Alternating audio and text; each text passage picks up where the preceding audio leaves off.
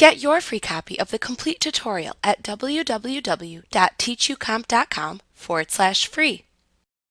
The Convert to Black and White tool lets you manually adjust the details of converting a color image to black and white. You can select from several preset styles or use sliders to manually adjust the red, green, and blue color channels and the overall contrast. To do this, select Enhance, Convert to Black and White from the menu bar to open the Convert to Black and White dialog box.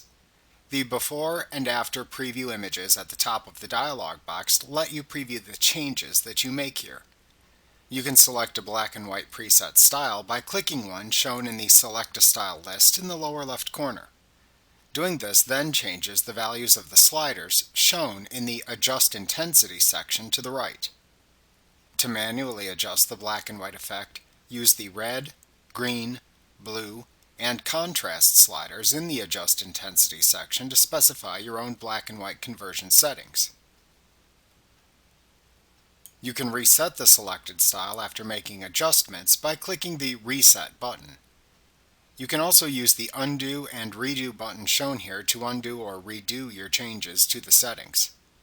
After you have the desired black and white effect produced, click the OK button to apply it.